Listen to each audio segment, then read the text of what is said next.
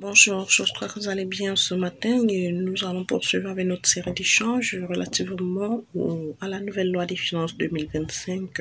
Pour rappel, nous avons abordé déjà 2 épisodes disponibles sur la chaîne portant sur les dispositions relatives à la législation douanière du Cameroun et de la zone CEMAC. Nous allons poursuivre ce jour dans un 3e et 4e épisode sur les dispositions relatives au Code général des impôts. Alors, rappelons que relativement à la loi des finances qui calque son référentiel sur le Code général des impôts de chaque pays constituant l'exercice des États membres régissant l'acte uniforme portant sur le droit relatif à l'Organisation pour l'harmonisation du droit des affaires en Afrique.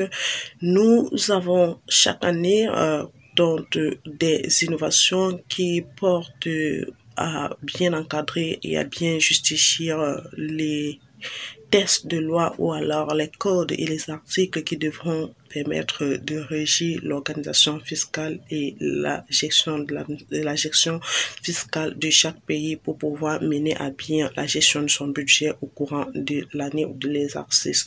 Donc, pour pouvoir déterminer donc dans le cadre du Code général des impôts, déterminer l'impôt sur les sociétés ou alors l'ISA pouvoir être régularisé en fin d'année. Cela se fait par un processus donc par la détermination du résultat imposable ou alors du bénéfice imposable qui peut aussi être une perte, qui peut aussi être un résultat déficitaire.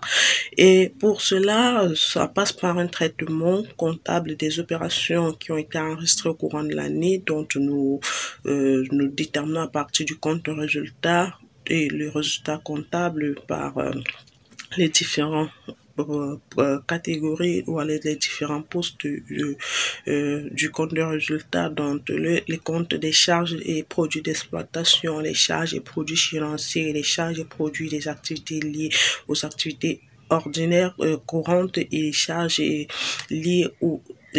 produits liés aux activités courantes ou extraordinaires ou hors activité ordinaire pour pouvoir déterminer le résultat comptable. Ce résultat auquel il est important de procéder à un retraitement pour pouvoir déterminer si au courant de l'exercice tous les postes de charge ont été bien traités et s'il est nécessaire que celle-ci rentre en déduction totale ou non de la détermination de l'impôt ou alors du bénéfice devant servir au calcul de l'impôt sur les sociétés.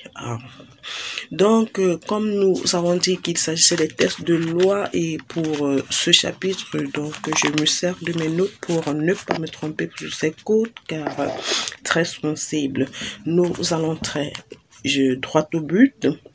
Donc, relativement à l'impôt sur les sociétés, nous dit le législateur fiscal que le bénéfice imposable est établi sous déduction de toutes les nécessités par l'exercice de l'activité imposable au Cameroun. Il s'agit ici des postes pouvant être réanalysés avant la détermination du compte de résultat, avant la détermination du bénéfice imposable. Il s'agit des frais généraux, des charges financières, des provisions et des pertes.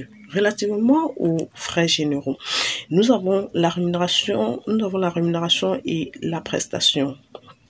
Parlant des rémunérations et prestations diverses, il est dit sous réserve des conventions internationales sont admises comme charges à condition qu'ils ne soient pas exagérés. Les frais généraux de siège pour la part incombant aux opérations faites au Cameroun et la rémunération de certains services effectifs, donc relatives aux études, assistance technique, financière ou comptable, rendues aux entreprises camerounaises par des personnes physiques ou morales étrangères ou camerounaises, en aucun cas il est accepté à ce titre une somme supérieure à 2,5% du bénéfice imposable avant déduction des frais en cause. En cas de déficit, cette disposition s'applique sur le résultat du dernier exercice bénéficiaire non prescrit. Toutefois, pour les entreprises en situation déficitaire continue ou les entreprises nouvelles en situation déficitaire, la limitation s'applique sur le chiffre d'affaires autour de 1%. En cas d'absence de chiffre d'affaires, la base du calcul de plafonnement est constituée du montant total des charges annuelles exposées par l'entreprise. La limitation prévue ci-dessus est fixée à 1% du chiffre d'affaires pour les entreprises des travaux publics et à 5% du chiffre d'affaires pour les bureaux d'études fonctionnant conformément à la réglementation relative aux bureaux d'études et d'ingénierie conseil. Sont toutefois exclus de la déduction les rémunérations versées hors de la communauté économique et monétaire de l'Afrique centrale au titre des services comptables et fiscaux. Les commissions et courtages portant sur les marchandises achetées pour le compte des entreprises situées au Cameroun dans la limite de 1% du montant des achats. Ces commissions doivent faire objet d'une facture régulière jointe à celle des fournisseurs. Toutefois, lorsqu'elle profite à une entreprise située hors de la zone CEMAC et participant directement ou indirectement à la gestion ou au capital de l'entreprise camerounaise, elles sont considérées comme distribution de bénéfices. À l'occasion des congés de leurs associés salariés de l'entreprise, les sociétés sont admises à porter en déduction de leurs bénéfices à condition que les voyages aient été effectués, les frais de transport aller-retour des dix associés, de leurs enfants, épouses et leurs enfants, épouses conjoints, toutes à la charge de l'entreprise. En aucun cas, ces charges ne peuvent donner lieu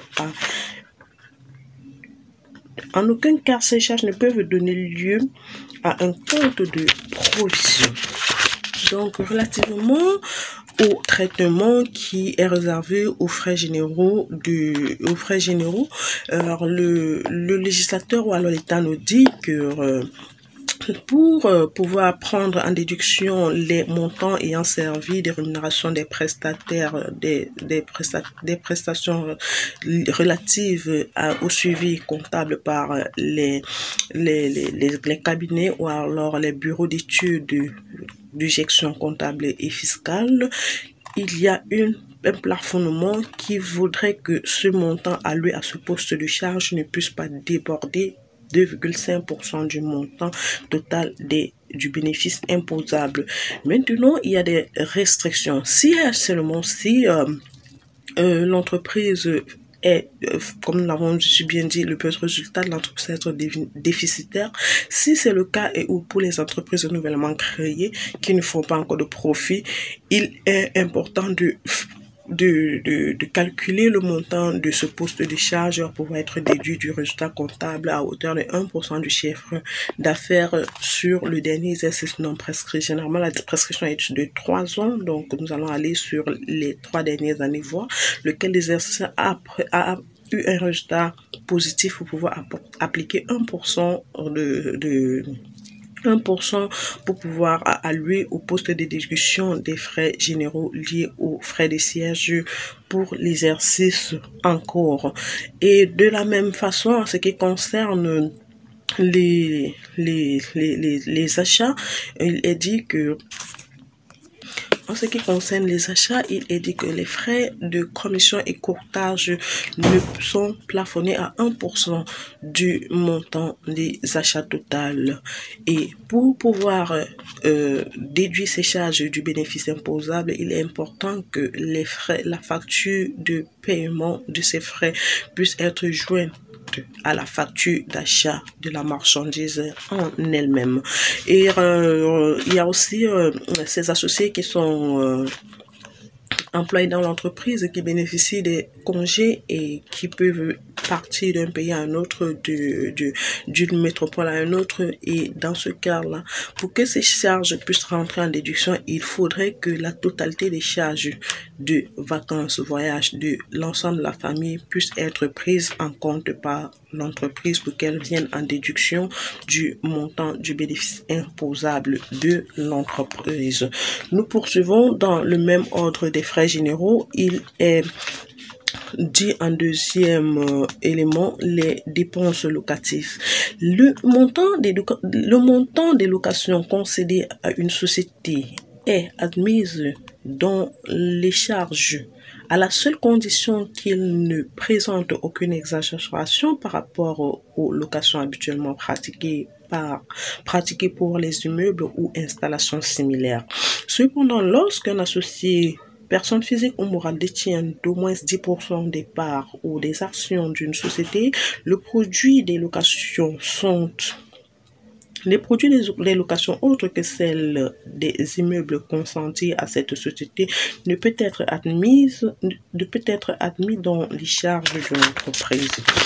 Pour l'application de cette disposition, les parts ou actions détenues en toute propriété ou en usufruit par le conjoint, ascendant ou descendant de l'associé sont réputés appartenir à ce dernier.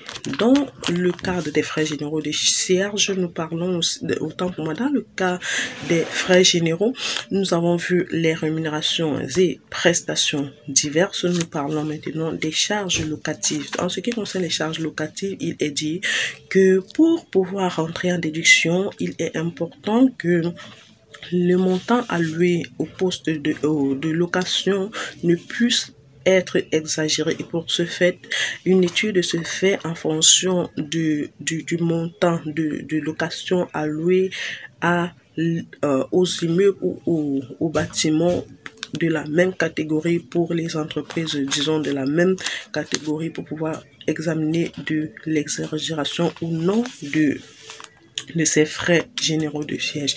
Dans la même disposition, il est dit que pour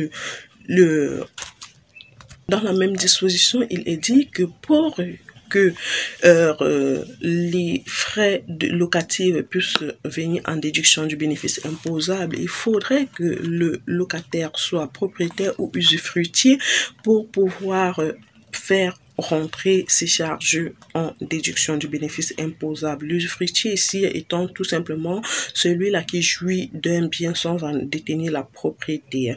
Il peut être un héritier ou alors un grand-parent ou alors une conjointe du propriétaire qui bénéficie du bien ou de la jouissance des produits ou des bénéfices que produit le bien en question. Ça peut être une maison ou autre chose ou tout autre bien appartenant à l'entreprise.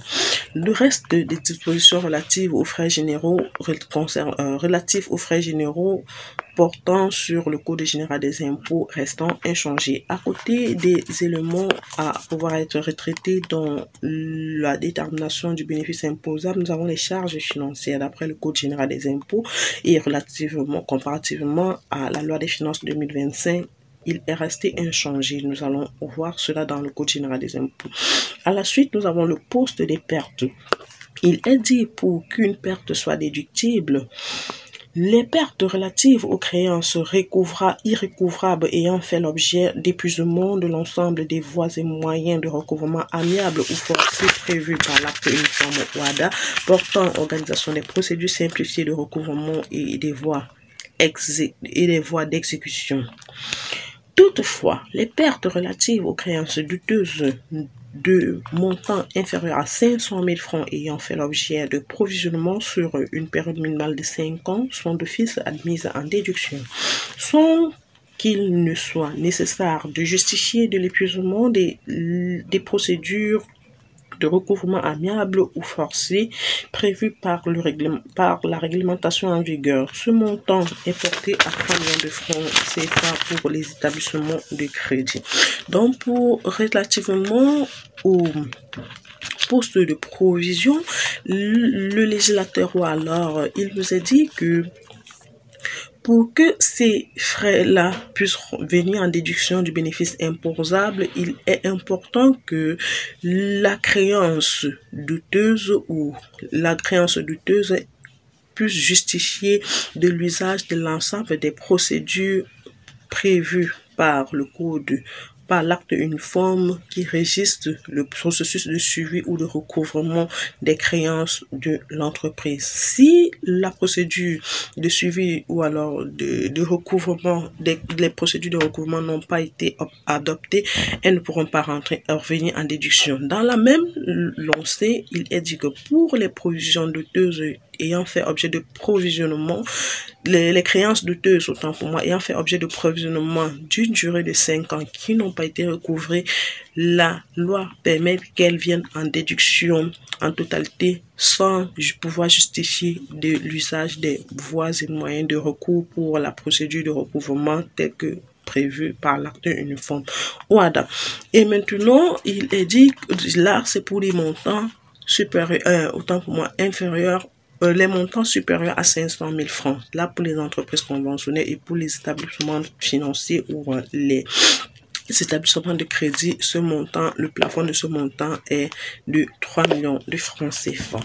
En ce qui concerne toujours les innovations portant sur le Code général des impôts et donc la détermination du bénéfice imposable, nous avons le poste de provision.